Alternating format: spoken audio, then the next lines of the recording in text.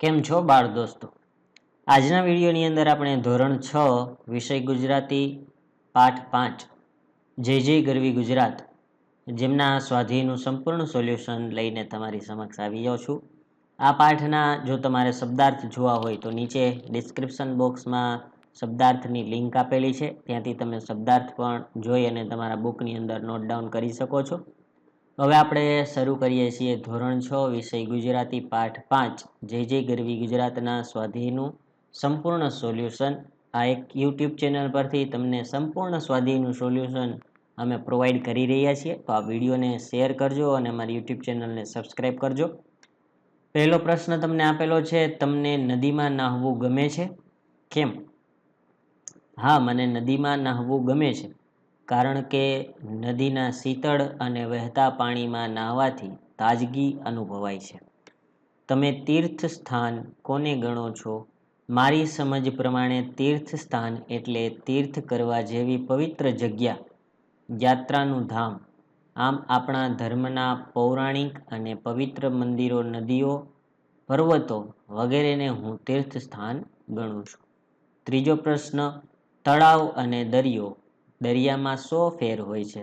તળાવ એટલે પાણીનો સંગ્રહ થયેલો વિસ્તાર. તળાવ એ જળ સંચયનું મોટું સાધન છે. તળાવ કૃત્રિમ અથવા કુદરતી હોઈ શકે છે. કૃત્રિમ તળાવ બનાવતી વખતે માટી ખોદીને ખાડો કરવામાં આવે છે. ખોદાયેલ માટી બહાર કાઢી એના વડે પાળ બનાવવામાં આવે છે. વરસાદ પડે ત્યારે આ તળાવ ભરાય તે માટે આસપાસના વિસ્તારોમાંથી પાણી વહીને આવે તેવી વ્યવસ્થા કરવામાં આવે છે. દરિયો એટલે ખારા પાણીનો જથ્થો ધરાવતું પૃથ્વીનો ખૂબ મોટો જળ વિસ્તાર. પૃથ્વી પરનો 71% વિસ્તાર દરિયાએ રોકેલો છે. દરિયાની ઉત્પત્તિ ક્યારે થઈ તે કહી શકવું મુશ્કેલ છે. દરિયામાં ચંદ્રના કારણે ભરતી ઓટ અનુભવાય છે. દરિયો એ પૃથ્વી પરના જળચક્રનો મુખ્ય આધાર છે. આમ તળાવ એટલે એક ચોક્કસ જગ્યામાં આવેલો મીઠા પાણીનો સ્ત્રોત અને દરિયો એટલે ખૂબ દૂર સુધી ફેલાયેલો ખારા પાણીનો સ્ત્રોત. પ્રશ્ન 4 તરફ આગળ જઈએ. તમે કોઈ યાત્રાધામની મુલાકાત લીધી છે? ક્યારે? હા, અમે સહપરિવાર વર્ષમાં 1-2 વાર અંબાજી શક્તિપીઠના દર્શન કરવા જઈએ છીએ. તમને નદી કિનારે રહેવું ગમે? કેમ? હા, મને નદી કિનારે રહેવું ગમે. નદી કિનારે ઘર હોય તો દરરોજ નદીના પાણી પરથી આવતો પવન ઘરમાં શીતળતા આપે છે. ઘર નદીની નજીક હોવાથી દરરોજ સાંજે તેના કિનારે ફરવા જઈ શકાય છે. તેમાં નૌકા વિહાર પણ કરી શકાય છે. પ્રશ્ન 6, સંપીને રહેવાથી શો ફાયદો થાય છે? સંપ એટલે સુમેળ. તેથી જ સુખના પર્યાય તરીકે સંપને ગણીએ તો કંઈ અનુચિત વાત નથી, કેમ કે સંપ અને સુખ એકબીજા સાથે ગાઢ રીતે સંકળાયેલા છે. આ સંપમાં એટલી બધી શક્તિ રહેલી છે કે લગભગ અશક્ય વાતને પણ શક્ય બનાવી દે. જ્યાં સંપ છે, જ્યાં સુમેળ છે, ત્યાં જ વિજય છે, ત્યાં જ સદા સુખ છે. આપણું શરીર કેટલા બધા ભાગોનું બનેલું છે, પણ આગળ જોઈએ, સર્વ અંગો વચ્ચે સુમેળ છે, સહકાર છે, સંપ છે. તેથી જ શરીર સુખમાં રહે છે. પણ એમનામાં જ્યારે પણ કુસંપની કે અસહકારની તિરાડ પડે છે ત્યારે દુઃખ ઊભું થવા લાગે છે. મિલમાં સાળ ખાતાના મશીનમાં 3,000 થી 4,000 તાર હોય છે, પણ એમાં જ્યાં સુધી તમામ તાર સંપથી રહેતા હોય ત્યાં સુધી મશીન ચાલે.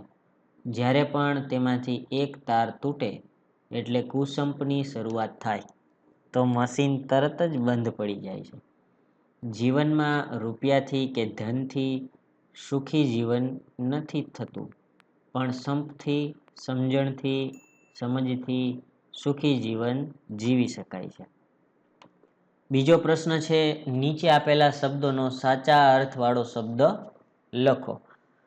ચાલો જોઈએ. પહેલામાં તમારે ગરવી તો તેમાં જવાબ લખવાનો છે ગૌરવશાળી.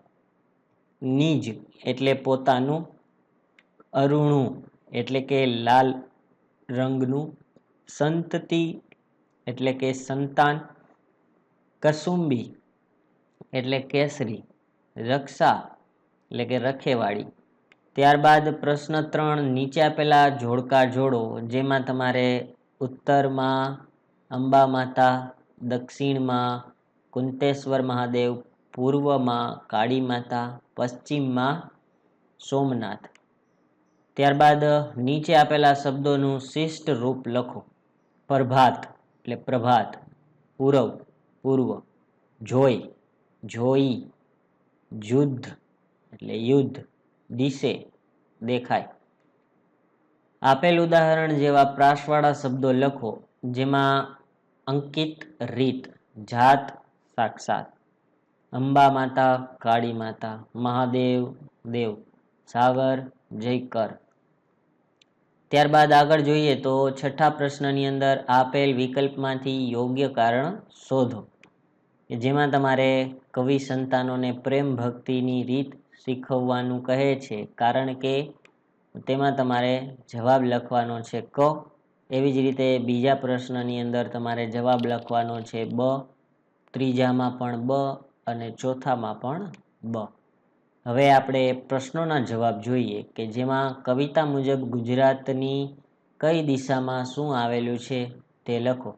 કવિતા મુજબ ગુજરાતની ઉત્તર દિશામાં અંબા માતાનું મંદિર, પૂર્વ દિશામાં કાળી માતાનું મંદિર, દક્ષિણ દિશામાં કુંતેશ્વર મહાદેવનું મંદિર અને પશ્ચિમ દિશામાં સોમનાથ તથા દ્વારકેશનું મંદિર આવેલ છે.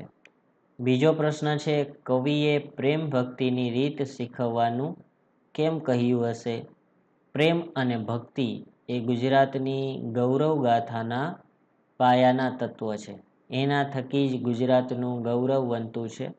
આપણે એ ગૌરવને જાળવવા માટે પરસ્પર પ્રેમ અને ભક્તિથી આગળ વધવું જોઈએ.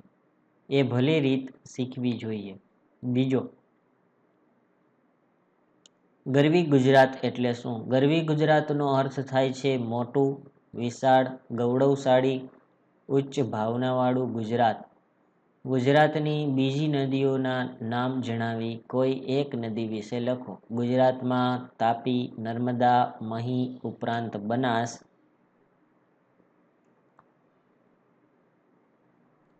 ભાદર, દમણગંગા, હિરણ, કંકાવટી, ખારી, મચ્છુ, નાગમતી, રૂપેણ, સાબરમતી, સરસ્વતી, શેત્રુંજી વગેરે નદીઓ આવેલી છે. તો અહીંયા તમને મચ્છુ નદી વિશે સમજાવેલું છે. તો આ પ્રશ્ન જે છે એ તમારે જરૂર જણાય ત્યાં તમે વિડીયોને પોઝ કરી અને મચ્છુ નદી વિશે તમારા બુકની અંદર નોટ ડાઉન કરી લેજો. કેમ કે જો આપણે પૂરેપૂરું રીડિંગ કરવા જશું તો તેમાં ઘણો સમય થઈ જશે. તો જરૂર જણાય ત્યાં તમારે વિડીયોને પોઝ કરી અને તમારે આ વસ્તુ લખી દેવાની રહેશે. મચ્છુ નદી વિશે તમને અહીંયા પૂરેપૂરું સમજાવેલું છે. અહીંથી તમારે કોઈ પણ નદી વિશે તમે લખી શકો છો. તમારા આજુબાજુના વિસ્તારમાં જે નદી આવતી હોય તેના વિશે પણ તમે પ્રશ્નના જવાબમાં લખી શકો છો. ત્યારબાદ ગુજરાતના મહિમા વિશે, તો અહીંયા પણ ગુજરાતના મહિમા વિશે પણ તમારે જ્યાં જરૂર જણાય ત્યાં વિડીયોને પોઝ કરી અને ગુજરાતના મહિમા વિશે પણ તમે લખી લેજો. કેમ કે આ પ્રશ્ન પણ એવો ખૂબ મોટો આપેલો છે કે તે તમારે જ્યાં જ્યાં જરૂર જણાય ત્યાં તમે વિડીયો પોઝ કરી અને તે પ્રશ્નનો જવાબ લખી લેજો. અહીંયા અમે તમને સંપૂર્ણ જવાબ પ્રોવાઈડ કરેલો છે. ખાલી તમારે તે તમારા બુકની અંદર નોટ ડાઉન કરવાનો રહેશે. એટલે આ રીતે તમારે એ પ્રશ્નનો જવાબ લખી દેવાનો રહેશે. હવે ત્યારબાદ આગળ જઈએ તો જેમાં પ્રશ્ન 6 આપેલો છે, ગુજરાતને ગરવી કેમ કહી હશે? ગુજરાતમાં વિશાળ દરિયા કિનારો, મોટી નદીઓ, પ્રસિદ્ધ યાત્રાધામો, સમુદ્ર બંદરો, સંસ્કૃતિને ઘડનાર અનેક સંતો, લેખકો અને કવિઓ, સ્વાતંત્ર્ય સેનાનીઓ, સમાજસેવકો, સાહસિક વેપારીઓ, સમૃદ્ધ ખેતીવાડી, વગેરે બાબતો હોવાથી કવિઓએ ગુજરાતને ગરવી ગુજરાત કહ્યું છે. 8મો પ્રશ્ન છે, કાવ્ય પંક્તિ સમજાવો. અહીંયા નીચે તમને કાવ્ય પંક્તિ આપેલી છે તે તમારે સમજાવવાની છે. તે રંગ થકી પણ અધિક સરસ રંગ થશે, સત્વરે માત શુભ શકુન દિશે, મધ્યાહન શોભશે, વીતી ગઈ છે રાત.